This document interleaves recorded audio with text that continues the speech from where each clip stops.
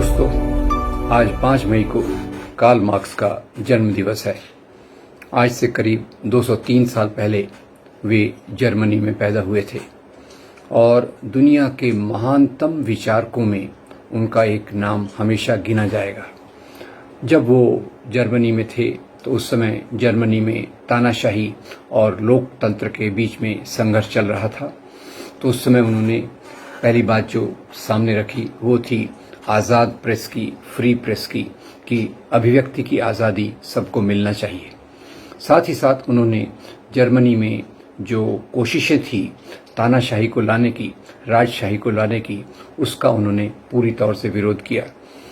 और भले ही वो एक ज्यूफ परिवार में पैदा हुए थे और उनके दोनों तरफ से उनके जो दादा नाना के परिवार थे वो रब्बी थे, ज्यू रब्बी थे, पर कार्ल मार्क्स ने अपने खुद के विचारों से एक सोच विकसित की। उनके सोच का मुख्य आधार वैज्ञानिक तरीका था।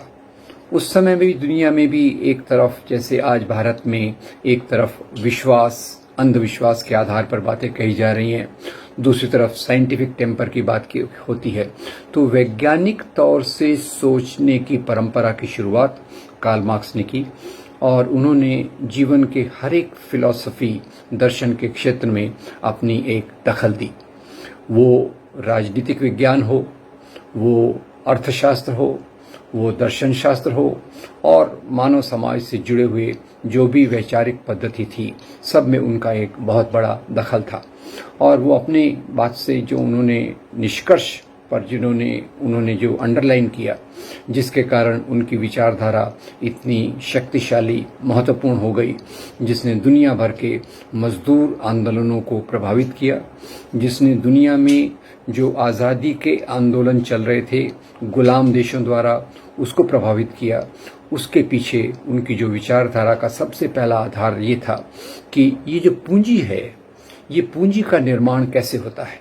तो उनकी कैपिटल के 4 वॉल्यूम्स हैं, उसमें इन्होंने इस बात पर जोर दिया है कि पूंजी का निर्माण ये श्रमिक की मेहनत से होता है।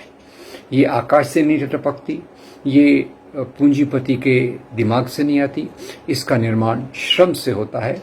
ये श्रम फैक्ट्री में हो या खेत में हो, इसी से समाज में पूंजी का निर्माण होता है। इसलिए उनके जीवन में मजदूरों का, किसानों का एक प्राथमिक योगदान था। और उस समय वो जिस प्रकार से देख रहे थे, फैक्ट्रियां विकसित हो रही थी, फैक्ट्रियों के साथ साथ मजदूरों की ताकत विकसित हो रही थी, तो उन्हें लगा कि ये मजदूरों की ताकत विकसित होकर पूंजीपतियों की सत्ता को अपदस्थ कर देगी और मजदूरों का एक लोकतांत्रिक आधार पे पूरी इसमें विकास होगा। तो ये उनकी एक राजनीतिक विचारधारा थी, जिसका आधार उनकी एक वैज्ञानिक सोच थी जो अर्थशास्त्र पर आधारित थी। इसी के साथ साथ उन्होंने दर्शन शास्त्र में भी जो मटीरियलिज्म है, जिस प्रकार की ट्रेडिशन भारत में हमने चारवाक, गौतम बुद्ध के रूप में दिखी, उसी प्रकार की विचारधारा कार्ल मार्क्स की भी थी, जो भौतिकवाद में विश्वास रखते थे। क्योंकि एक तरफ वो आइडियलिज्म, आदर्शवाद, कि जहाँ कल्पना की जाती है कि ये दुनिया केवल एक छलावा है, ये एक भ्रम है, उसके विरोध में कार्ल मार्क्स ने कहा कि ये दुनिया एक सच्चाई है और इस सच्चाई में बहुत सारे अलग अलग पहलू हैं। तो एक उनका इकोनॉमिक, आर्थिक क्षेत्र में योगदान ये था कि मजदूरों के श्रम से ये पूंजी का निर्माण होता है। दूसरा, उन्होंने इसी को आगे ले चलकर उस समाज के दूसरे पहलुओं में भी देखा, खास तौर से कि दर्शन शास्त्र में जो आइडियलिस्टिक विचारधारा है, जो आदर्शवादी विचारधारा है, वो ज़्यादातर लोगों को गुलाम बना के रखने में विश्वास रखती है। ज़्यादातर वो तानाशाही का समर्थन करती है। ज़्यादातर वो इस बात में विश्वास रखती है कि जो राजा है, शासक है, उसके पास एक दैवी शक्ति है और लोगों ने उसको फॉलो करना चाहिए। तो ये एक उनकी विचारधारा, उससे पूरी उलट ये थी कि मजदूरों के संगठन से दुनिया में समाजवाद आएगा, जिसको वो कम्युनिस्ट सोसाइटी आज जिसको काफ़ी बदनामी से देखा जाता है। कम्युनिस्ट सोसाइटी का वास्तविक जो आधार वो ये है कि लोगों के कम्यून यानी क्या कि लोग खुद होकर अपने क्षेत्रों में, अपने उत्पादन के क्षेत्रों में, जीवन के क्षेत्रों में संगठित होंगे और लोकतांत्रिक तरीके से अपने समाज की नीतियों के बारे में विचार करेंगे। ये उनका एक मुख्य विचार था और इसी को उन्होंने कम्यून कहा और एक कम्यून पर आधारित समाज को कम्युनिस्ट सोसाइटी उन्होंने कहा। इसी प्रकार से उन्होंने धर्म के बारे में भी बहुत सोचा, समाज के सभी पहलुओं के बारे में भी सोचा और उन्होंने देखा जहां धर्म एक तरफ गरीब जनता की पीड़ा की अभिव्यक्ति है, इस निर्मम समाज में, जहां इस निर्मम समाज में धर्म गरीब लोगों की पीड़ा की अभिव्यक्ति है, दूसरी तरफ से धर्म का उपयोग कुछ लोग अफीम के रूप में रख करके खुद की सत्ता को मजबूत करते हैं। ये आज हमारे सामने देखने में बिल्कुल मिल रहा है कि एक तरफ हमने भारत में भक्ति परंपरा देखी जिसने आम लोगों के साथ प्रेम, मोहब्बत, मेल जोल की बातें रखी और दूसरी तरफ से वो देखी जो जिसको हम मोटे तौर पे क्लेरिकल एलिमेंट्स कह सकते हैं। क्लेरिकल एलिमेंट्स यानी जो पुरोहित होते हैं, मौलाना होते हैं, पादरी होते हैं, इन्होंने जो समाज में धर्म की कल्पना रखी वो ज़्यादातर रीति रिवाज और विश्वास के आधार पर रखी। तो खैर, कार्ल मार्क्स ने अपने जीवन में एक सबसे बड़ा जो रिसर्च किया वो इसी आधार पे था कि वैज्ञानिक आधार से सोचा जाए तो समाज का पूरा आधार श्रम है, मेहनत है, मजदूरों की मेहनत है। खैर, इसको लेकर बाद में जो एक परंपरा चली, उसके पहले ये बता दूं कि उनकी गतिविधियों के कारण उनको जहां उनके देश से निकाल दिया गया था, वो जाकर फिर लंदन में रहे और लंदन की लाइब्रेरी में रहकर उन्होंने अपना ज़्यादातर रिसर्च किया। तो खैर, धर्म के अलावा समाज के पहलुओं पर भी उन्होंने बहुत चर्चा की और इन्हीं विचारों को लेकर बाद में जो मजदूर संगठन थे उन्होंने कम्युनिस्ट पार्टी बनाई, कम्युनिस्ट पार्टियां बनी और कार्ल मार्क्स का मुख्य उद्देश्य ये था कि ये जो क्रांतियां होंगी ये मजदूरों की क्रांतियां होंगी।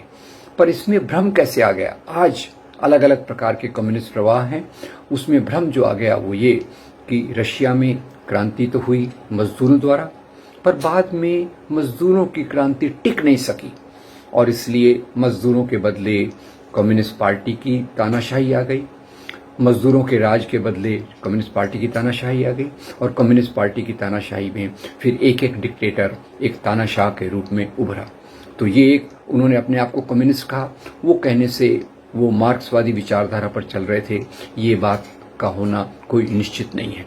तो आज जो हमारी एक विचार है उसमें एक तरफ से नक्सलिज्म भी है जो अपनी प्रेरणा एक थोड़ा सा कार्ल मार्क्स से लेते हैं, पर उससे ज़्यादा उनकी प्रेरणा जो रहती है वो माओ से रहती है।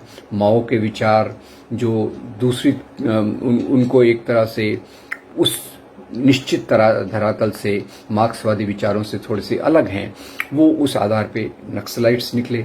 भारत में जैसे दो कम्युनिस्ट पार्टियां मुख्य हैं, सीपीआई और सीपीआईएम, ये दोनों अभी अपने विचारों में मजदूरों और किसानों का ख्याल तो रखते हैं, पर कहीं तो भी इनका जो 1925 में शुरुआत हुई रशियन कम्युनिस्ट पार्टी की प्रेरणा से लेकर, तो उनमें क्यों आज वो मजदूरों और किसानों के बीच में उनकी जड़ें नहीं हैं, इस पर सोचने का एक बहुत बड़ा कारण हमारे सामने है और ये बात इनकी जिम्मेदारी है। हम सब लोग सोचें कि आज समाज के जो प्राथमिक उत्पादक वर्ग हैं उनकी समाज में प्रधानता कैसे लाई जा सकती है, ये हमारे सामने एक बहुत बड़ी चुनौती का विषय है। क्योंकि और दूसरी बात ये भी है कि दुनिया में उस समय बहुत सारे देश साम्राज्यवादी देशों के गुलाम थे और ये साम्राज्यवादी देशों से मुक्ति पाने के लिए भी बहुत लोगों ने कार्ल मार्क्स से प्रेरणा ली, समाजवादी विचारधारा से प्रेरणा ली और ये भारत में जैसे एक तरफ कम्युनिस्ट आए, दूसरी तरफ समाजवादी आए। समाजवादियों ने खास तौर से यहाँ की जाति व्यवस्था के बारे में ध्यान दिया और यहाँ जो भी बड़े बड़े विचारक आए उन पर कार्ल मार्क्स के विचारों का प्रभाव कहीं न कहीं निश्चित रूप से दिखता है। तो आज दोस्तों, आज हम कार्ल मार्क्स के जन्म के करीब 200 साल बाद जब उनको याद करते हैं तो एक बात मुख्य है कि हमें एक लोकतांत्रिक समाज चाहिए, नंबर एक। नंबर 2, हमें ऐसा समाज चाहिए जहां मजदूरों, किसानों और श्रमजीवी जनता का शोषण न हो। नंबर 3, एक ऐसी दुनिया चाहिए जहां अभिव्यक्ति की आज़ादी हो, जहां लोकतंत्र पूरा मजबूती से हो। इस प्रकार के विचार जो कार्ल मार्क्स ने रखे थे, जो वास्तविक उनके विचार हैं, जो वास्तविक मार्क्सवाद है, उन विचारों को आज फिर से सामने लाकर हमारी राजनीति में, हमारे सामाजिक जीवन में, हमारे आर्थिक सोच में उनको मजबूत करने की ज़रूरत है। और ये जिम्मेदारी केवल कम्युनिस्टों की नहीं है, ये जिम्मेदारी उन सब विचारकों की है जो एक बेहतर समाज चाहते हैं। ये भी मैं आपको बता दूं कि दलित भारत का जो जाति व्यवस्था है, उसके बारे में भी कार्ल मार्क्स ने टिप्पणी की थी और भारत के कई बड़े दलित चिंतक वो मार्क्सवादी विचारों से भी प्रभावित थे। मार्क्सवादी विचारों के आधार पे उन्होंने यहाँ की दलित समस्या को समझने की और कोशिशें की।